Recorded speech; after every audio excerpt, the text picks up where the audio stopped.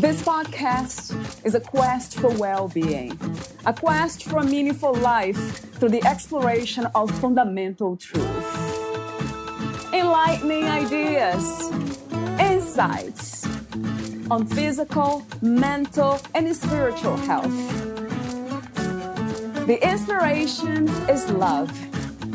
The aspiration is to awaken new ways of thinking that can lead us to a new way of being well.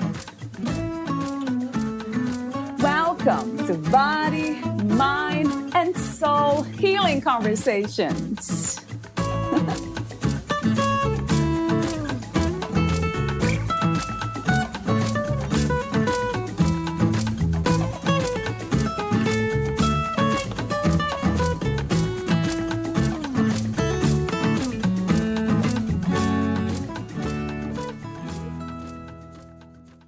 All his life he searches far and wide, half blind with bloodshot eyes and too many brides. For a hint of his mother in another woman, all Sid found was another mistake and another bride. Until one day, God drops by to talk. He says, "Sid, stop playing games." For once in Sid's life, he listens. He tries to behave. Lo and behold, God touches his soul and plunks down Linda. He is grateful to God and promises to be good the rest of his life. Sid has no choice. God is always watching him, and he knows he doesn't have much time left to be good. Valeria Teles interviews Sid Nachman, who reveals what it's like to live with bipolar. Sid Nachman was the only child of immigrant parents from Russia and Germany, who tried for 13 years to have him and were very tired from trying so hard. His initials are S.I.N. for Sidney Irving Nachman. He never found out if he was a sin or a joy. Sid Nachman is also the author of Bipolar Me. Bipolar Me provides a penetrating glimpse into the day-to-day experience of a man who dealt with a condition for which there was no name at the time. A time when such chemical imbalances might be diagnosed as a form of schizophrenia and could be treated with electric shock treatment or end up with the sufferer being locked away.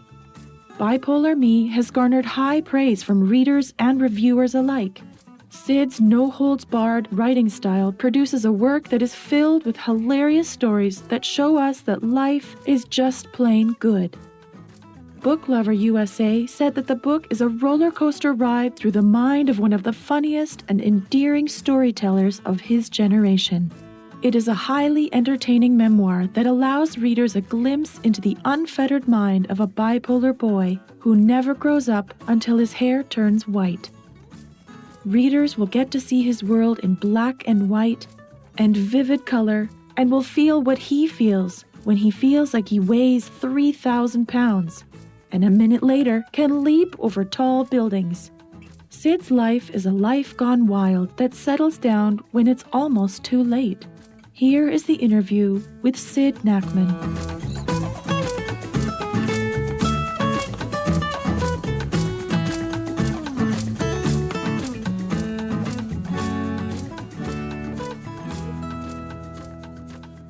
In your own words, who is Sid Nachman? That's a tough question to answer. I'm me. I was always me, but I hid who I was when I was a kid because I was afraid I knew so much more than the kids in the neighborhood and I wouldn't be macho enough for them. Today, at 85 years of age, and it started maybe in my 70s, I could be myself and be as horizontally intellectual as I wanted to be. I find that people can only take in so much about a certain personality before they get completely bollocksed up. So I normally only show one side of me. I don't know if I've answered your question or not, but that's the best I can do Absolutely. at the moment. Yes. Oh, yeah. I have a few general questions, as I mentioned before. What is another word for life? Another word for life. Life to me is what you do every day with yourself, what you see through your eyes, what you feel inside, everything that's a part of you. That's part of life. all your beliefs, et cetera, et cetera. I love the way you don't separate ourselves from life. Wonderful. I've been Valerie, I've been very lucky. I'm probably the happiest I've ever been in my life at this point in my life. And every day when I see cripples walking by me my age or the death around me, I say to God, why are you keeping me around so long? My wife's almost my age, and we both feel very lucky that we don't have a million impediments, either mentally or emotionally in our life. So we're happy. Yeah, I like that. What is the meaning of freedom to you? Freedom to me means you could do within, your current cultures, folkways, and mores, anything that you want to do. I mean, freedom to me is to go out every day and do whatever I want to do, to go kayaking, to go bullseye shooting, to meet people and say what I think, even though I'm considered very impulsive and spontaneous. My mouth, even with a fairly contained bipolarism, is still a lot for some people to bear. And so far, I've been lucky. A lot of people still like me.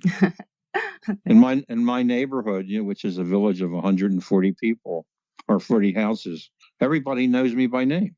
How you doing, Sid? What's happening, Sid? Blah, blah. I don't know who the heck they are, Valerie, half the time. And my wife says, how come everybody knows you? So my mouth must have preceded me at one time or another. That's all I can think of. Oh, yeah. In a very good way, actually. Well, I hope so. What is your greatest joy? What is my greatest joy? Having my wife still love me, having my children love me, having my dog love me, having all my friends love me. I consider myself the luckiest guy in the world. What do you think is the world's greatest need? Oh, boy, that's really a loaded question, Valerie. I think the world has to get back to a value system that isn't as shallow as it seems to be these days. The reason I wrote some of my books are to present a world where truths were black and white. There was no in between gray. People knew and accepted what was going on and didn't rebel if something wasn't politically correct. So I don't know. I hope that answers what you asked me. Yeah. What is your greatest inspiration to wake up every morning? Well, the greatest inspiration if I wake up every morning is to look up in the sky and say, thank you, God, for giving me another day. Wow, gratitude. That's my inspiration. Wow. What do you think is the purpose of your life? Boy, you're really tough ones, kid. Purpose of my life.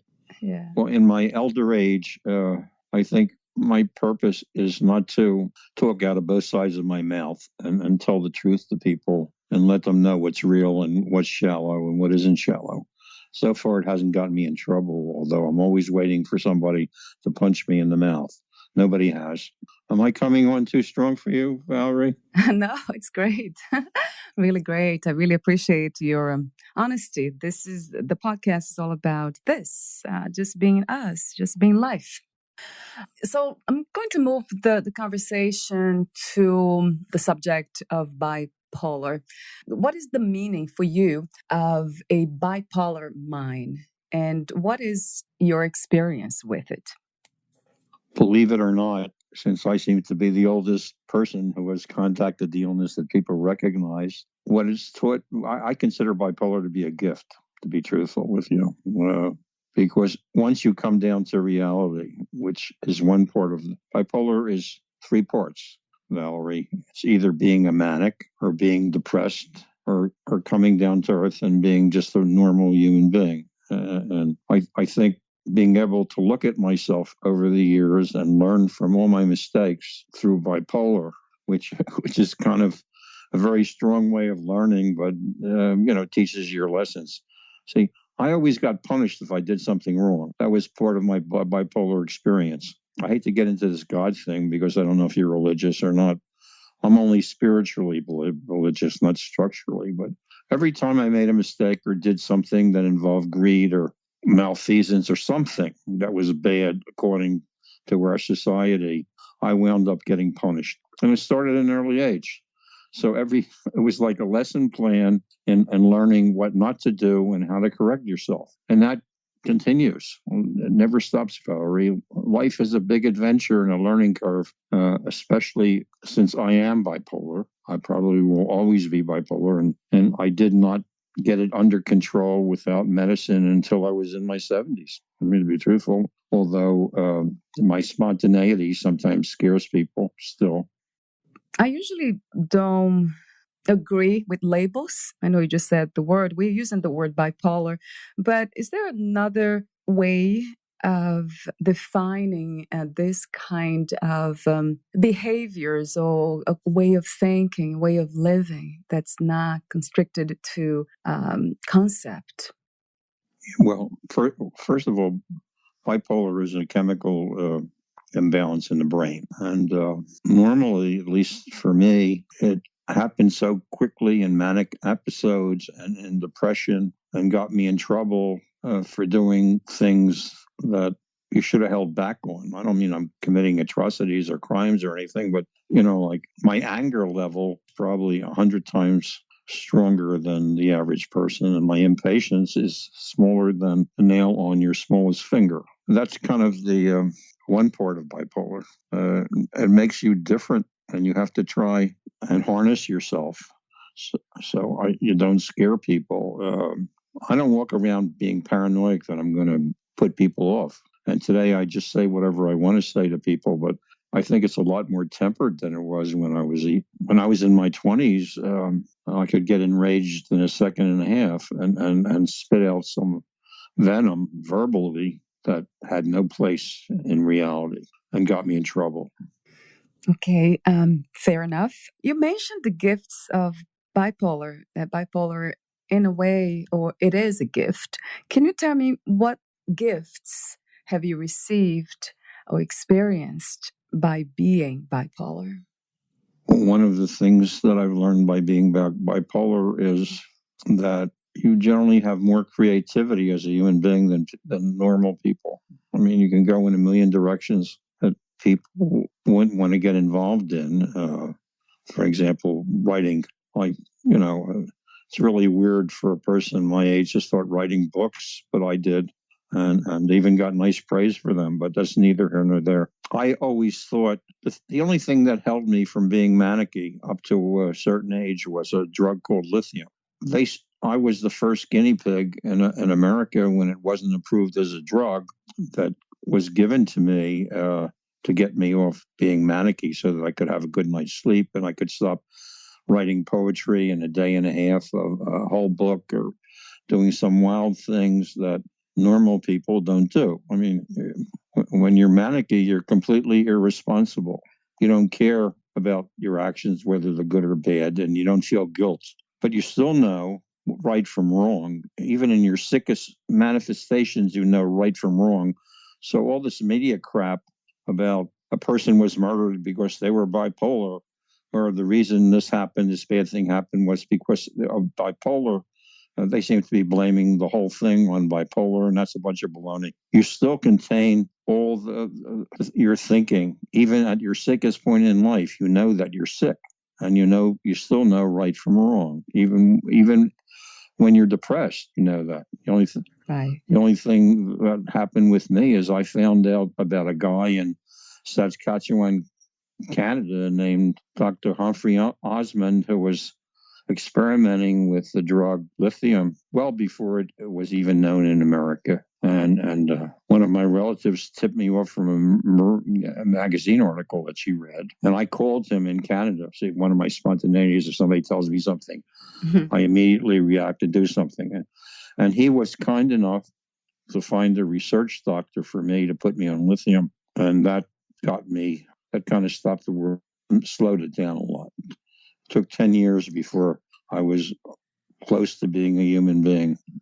I called the doctor, Dr. Humphrey Osmond, who was experimenting with the drug lithium, which was not approved or even really known about in the United States in the late 50s, and told him how sick I was and how I wanted to slow down my mind. And he sent me to a research doctor in Trenton, New Jersey, who put me in the hospital and gave me liquid lithium. And it slowed me down a bit. It was really wonderful for me.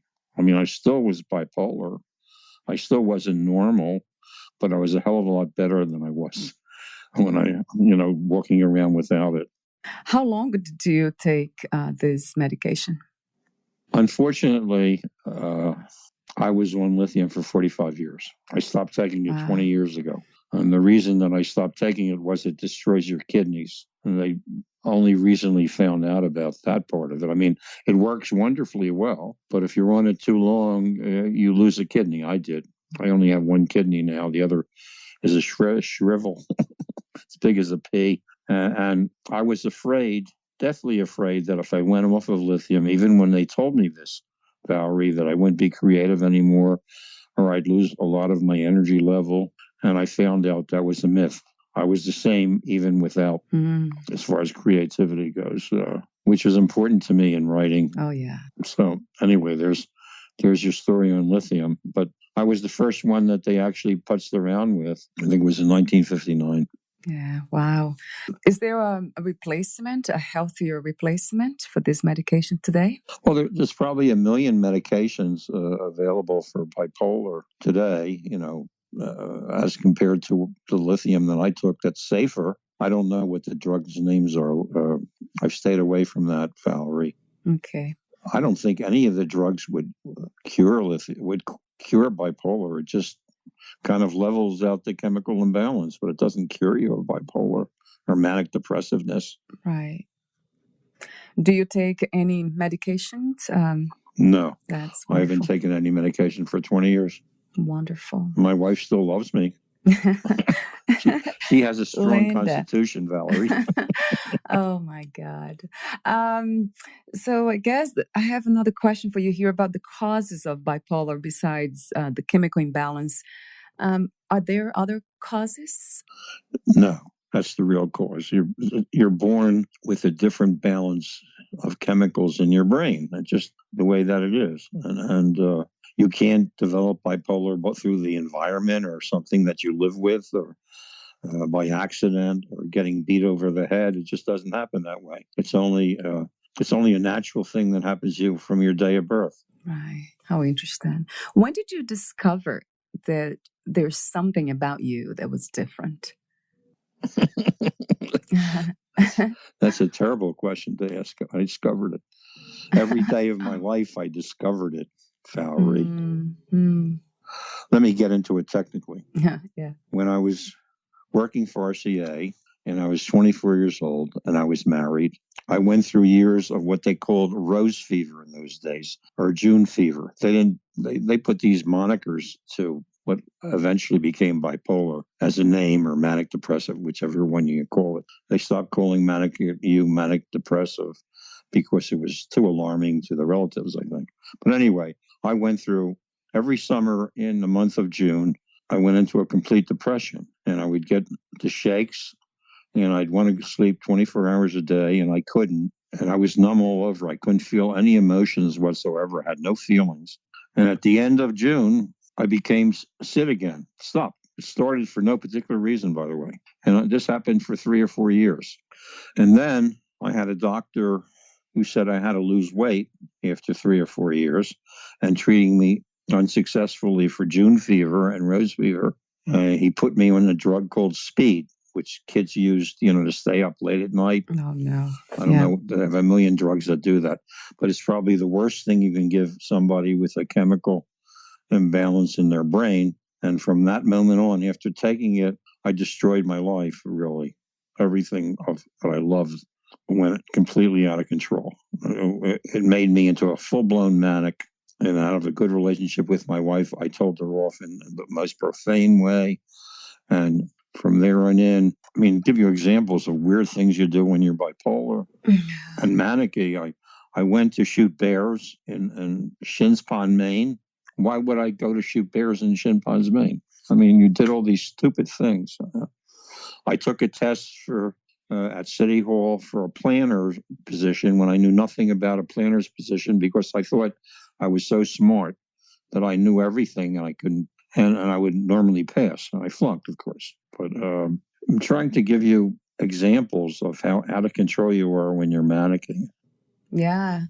So it seems to me like there's no fear, or very little fear, happening in the mind of a bipolar person, which is dangerous. I mean, No, you think you could climb tall buildings in a single bound, to answer your question. Which is very dangerous. You think you can accomplish anything that's almost impossible in a normal world, but when you're manicky, again, this doesn't happen in depression's phase of bipolar, but in the manic phase. And you think you can take over the world. You know, example, I wrote a book of poetry in 3 days without sleeping, 300 pages. Some of it's actually good. I mean, you do all these weird things, but underneath, Valerie, you got to remember that even when you're completely irresponsible and you have no fear, you still wouldn't commit any atrocities because you always know that you're sick, and you always have a value system of right and wrong. It never changes. And when I read about some exaggerated claims about, you can do all kinds of bad things if you're bipolar, that's S for the birds, as far as I'm concerned. When were you correctly diagnosed? In 1959, when they gave me lithium. Oh, that was back then.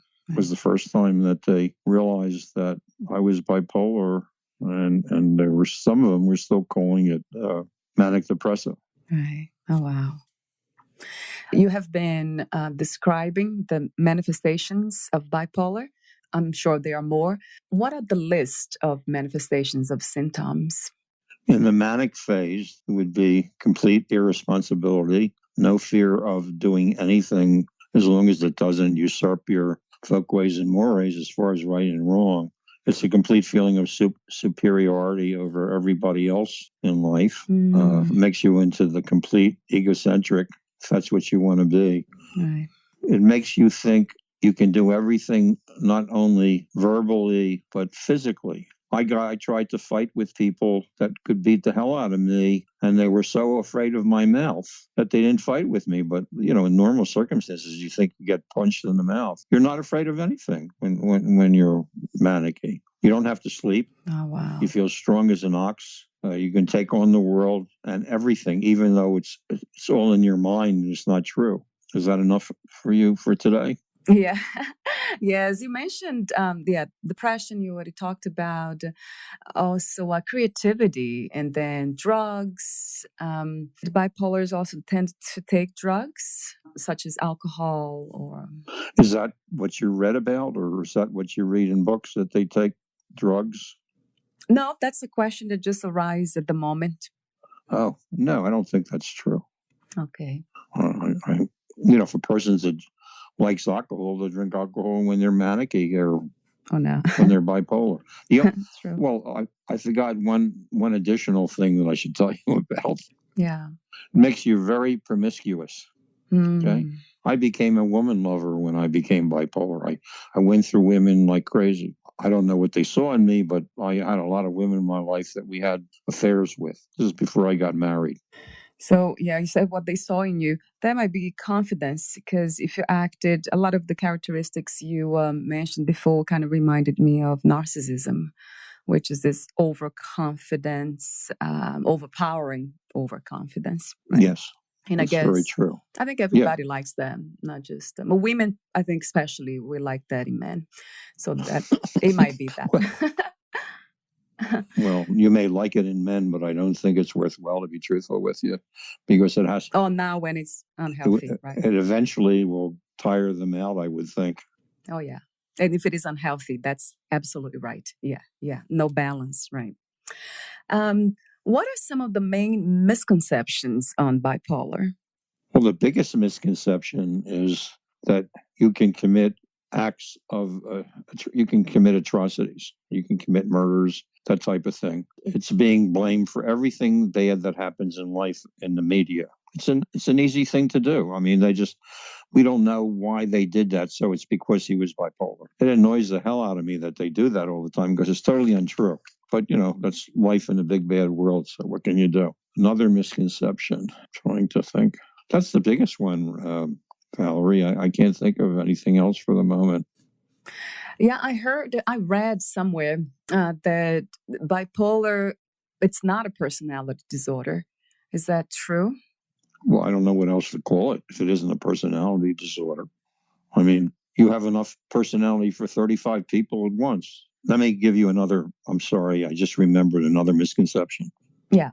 In the days of old and maybe today, when they couldn't diagnose bipolar, they said you were schizophrenic. Right. Okay. A schizophrenic is a person that is not controlled by their cultural influences of what's right and wrong. They would do anything. They would kill whatever it takes. And it's not true. I mean, I just gave you the rationale for why not. Yeah. Because when you're at your sickest, you still recognize right from wrong, and you wouldn't, do anything, even when you're bipolar. Yeah. I lost my chain of thought. I apologize. Yeah. No, I understand. So it is schizophrenia and bipolar, they're similar in that sense. You're saying that you still know right from wrong.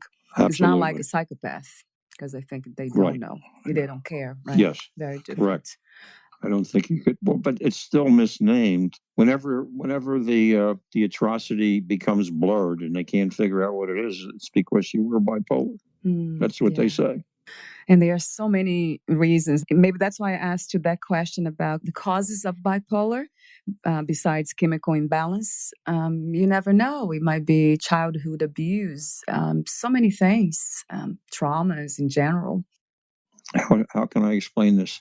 I told you that speed tripped the chemical imbalance in my brain and made me manicky. Your idea of a trauma would come close to that reality. If anything, if a person was a latent bipolar, didn't know it, was acting out a normal life, and something came along to upset his mental apple cart, the chemical imbalance might be upset. It's possible, Valerie. Yeah. It's the same type of thing. I did it from a drug. The drug set me off, but trauma might have exercised bipolar.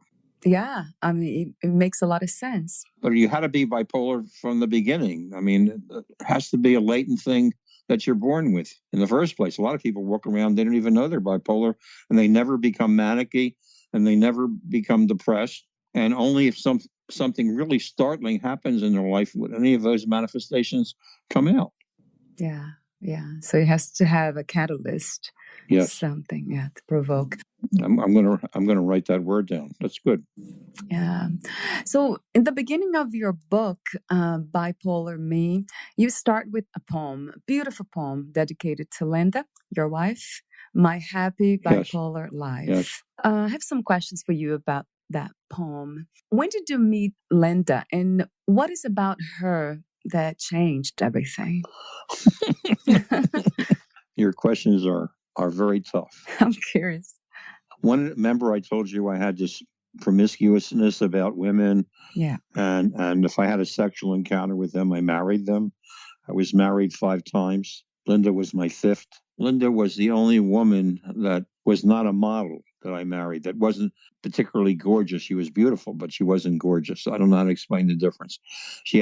I like blondes and I like curvy women, with beautiful figures. And she had a nice figure, but she didn't meet any of those criteria.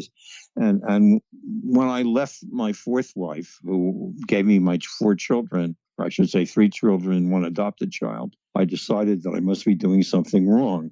It's my lesson from God. I walked outside and went over to an apartment house. I was saving money to leave my wife at the time and giving money, cash that I got through my business, to my accountant.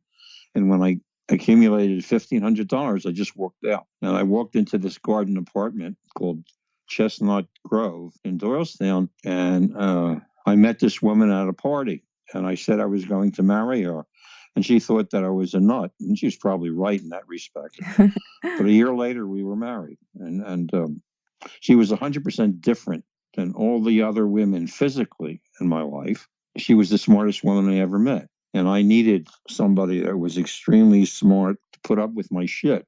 Because at least that woman would be able to look underneath all the stupid things that I do and say, well, he can't help himself, Of course, she would threaten me if I really tipped her off and run out to the car, I'm going to leave. And I would run after her and steal the keys so she couldn't leave. Oh, wow. But she's been my guardian. She's been everything to me, my best friend. We do everything together. We like the same things. Yet she's very pragmatic, and I'm anything but pragmatic. So we're a great balance for each other. It's been wonderful. Wonderful. I think it's 27 years. Yeah, I would say I would use that word. Yeah, wonderful. What, where, and who is God to you? Valerie, do you write these things down before you ask the question? I actually do. Yes, some of them, not all of them. I think God is inside all of us. He's always there. All through my life, every time something bad happened to me, I was diagnosed with a bad heart when I was in my 20s, that I was going to die, that I had an overabundance of corpuscles or something, or red blood, and it would kill me. And all of a sudden, all those manifestations, and there were more than that, stopped. So I attribute it to God. I think all of us walk around with God inside, and 99% of us never take advantage of it. I've been lucky. I had enough incidents that I got scared that there must be a God, and he's inside me. So every time I need help, I in my own way, I thank him for letting me live another day and for helping me all my life. And he has. Maybe it's a she. I don't know if it's a she God. You never know. Yeah, I love in the beginning of our conversation where you, in a way, you said something that I believe with all my heart, that we are life itself. There's no separation. And we are also all God, the representations of God, the different ways God manifests himself or herself in a human body, or in everything else, trees, nature, and everything else. Speaking of God and your wife, Linda, what is love to you? You're knocking me over with your questions, What is love? Yeah. Love is when you can look past at all the weaknesses of your partner, of all the things you hate, and still love them and cherish them and want to be with them. That's what love is. Wow. There's no judgment, unconditional love in a way. Yeah, just without conditions. In a way. Yeah. Correct. I love that. Correct. Right. It's the closest thing that you can come to unconditional love. Yeah. So now I have a section here that I called Lessons Learned. So I'll be asking you, I think, 4 questions. What valuable lessons did you learn from 4 marriages? Be careful of who you pick. Don't be so spontaneous in your actions and running into a serious affair. Hold back a little bit and don't use sex as a criteria of who you should marry, even if they're sexless. As long as they're a real friend, that's the real criteria of who you should marry. You should marry your closest friend. And because all the platonic crap and the romance wears off at one time or another, and it comes back, of course. But that's not the way to pick a partner. You should pick a partner for the one that endears themselves to you, that accepts you for who you are with all your idiosyncrasies and terriblenesses. I mean, you imagine somebody living with me with my stupid mind? And she's been a tremendous help to me. And she's not afraid to tell me when I'm doing something wrong.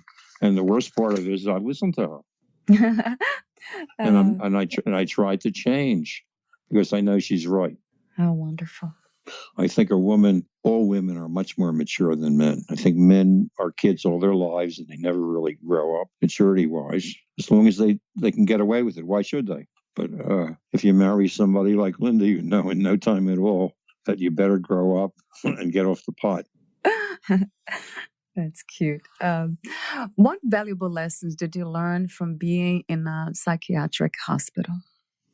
I know you're called the Nut House. A nut house. Yeah. What did I learn from being in a nut house? Yeah. I learned that when I was in a nut house, I don't know what's true today, they didn't know their ass from their elbow. That's what I learned. And when I walked out of there, even saturated with thorazine, which is like putting a 3,000-ton weight on you to hold you down, that they couldn't help me. I had to help myself.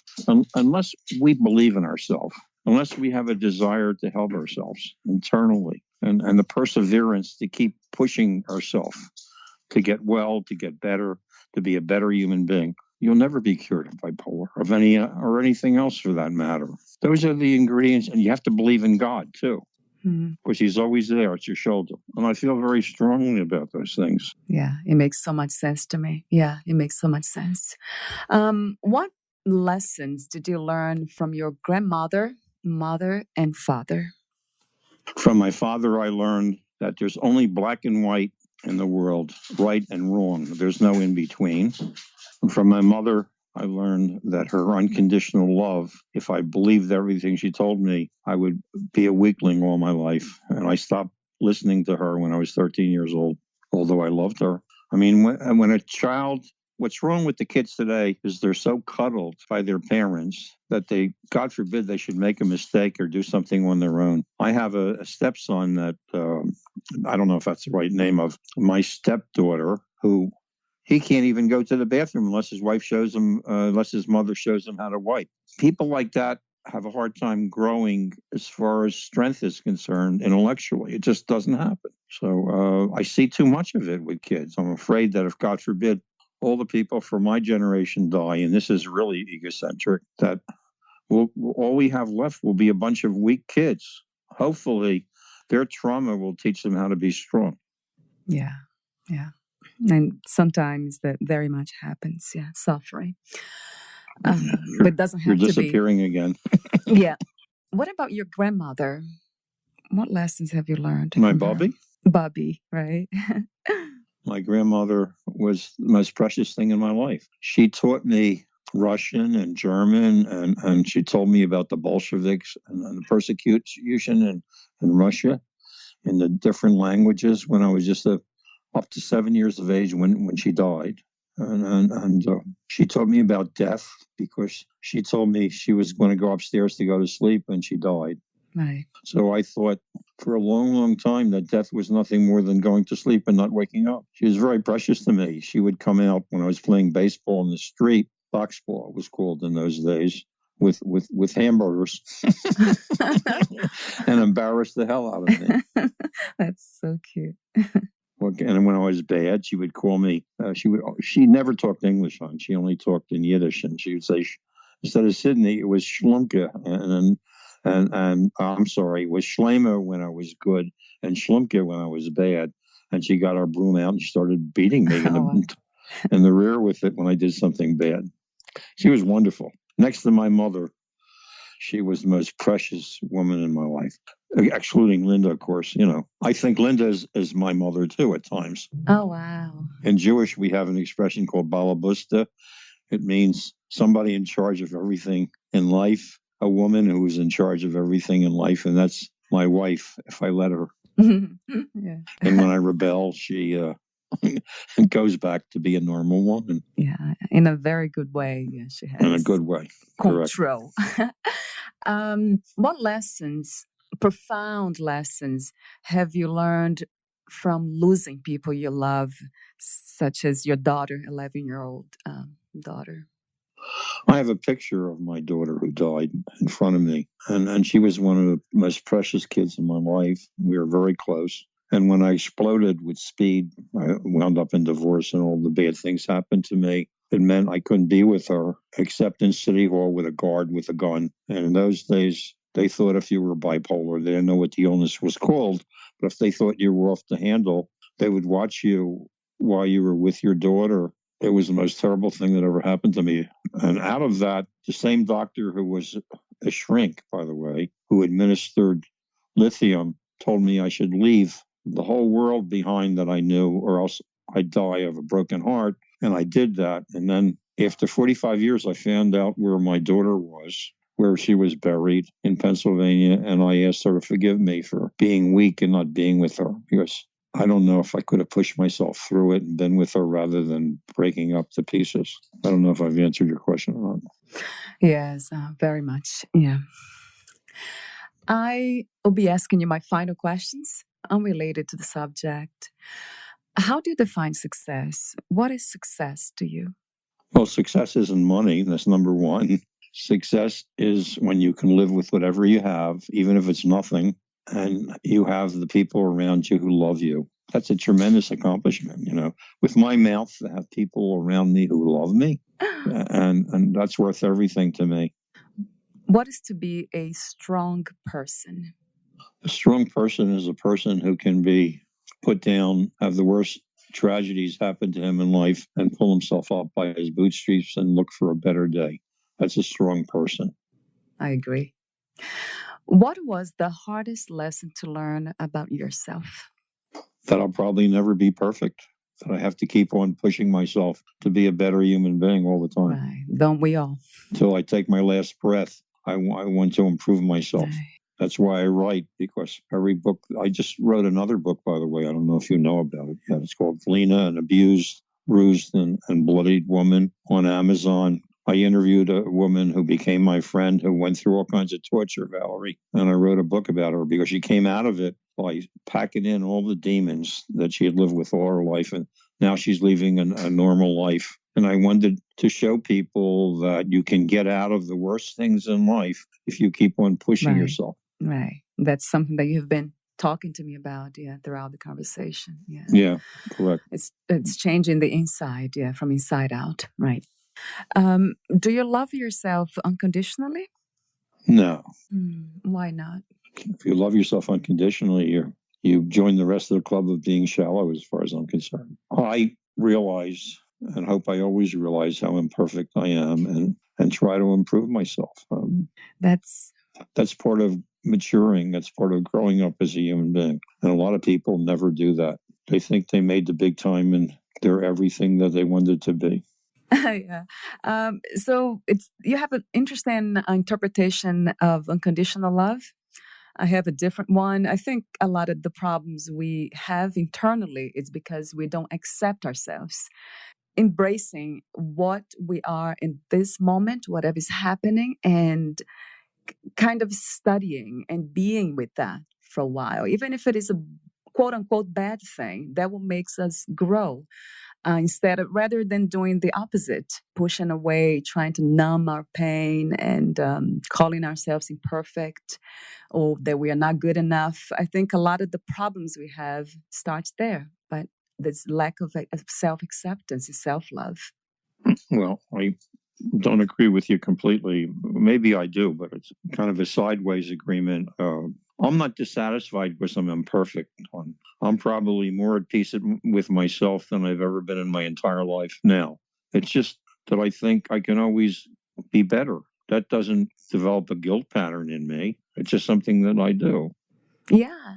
So, and unconditional love is to share your shit with someone who can get past it and will accept you for what you are. Don't try to change you. Yeah. It's interesting the way you interpret. Yeah, it's a bit different. I think it's just some words, perhaps. I think it's possible that to love and accept ourselves or other people unconditionally, but it's still hold their space, create their space for growth. I think it's the only way we can grow anyway in love. I don't think there's other way of growing. I know suffering is another one, pain, but this is also requires love, understanding the pain, and understand has a lot to do with love, understanding. I agree with you, by the way. I think if you don't want to grow as a human being every minute of every day, you've lost something important in your life. And there's a lot of people that surround themselves with their world. I call it settled in with their world. They don't want anybody else to come in and disrupt it. I try not to deal with those people because there's no growth there. I try to deal with people that every day make life an adventure and try something new and try to improve themselves. And have no guilt in doing it, by the way. Yeah, that sounds like unconditional love to me. It really does. So I have 3 more questions for you. If you knew you would die soon, would you make any change about your life? Do anything differently? I don't think so. I believe in predestination. In Jewish, the word is beshaft. In other words, I think God has the whole thing figured out, Valerie, and we're just kind of pawns. We can get off in a little bit in a tangent and do some of our own things, but the final destination is really up to God. Right. Do you believe in life after death? I don't know. I would like to think that there is life after death, but I don't know if there is. Right. Do you have any regrets?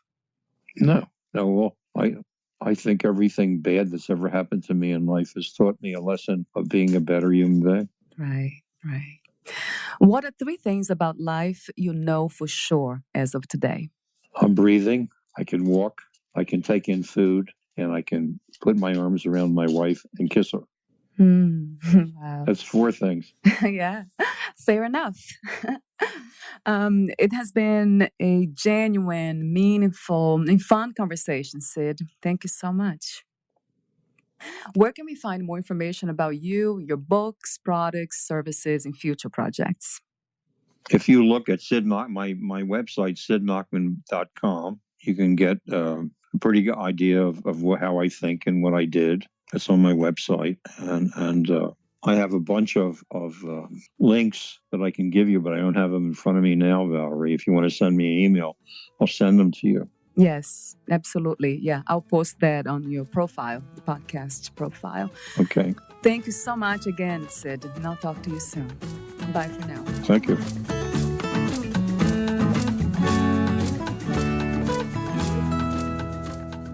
Thank you for listening. To learn more about Sid Nachman, please visit his website, sidnachman.com.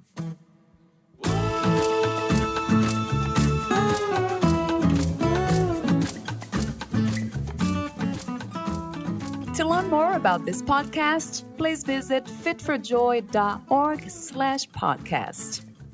I want to thank the Patreon members, Lawrence McGrath, Mark Basden, Terry Clayton, and Aidan Vickrock. Thank you again for listening, and bye for now.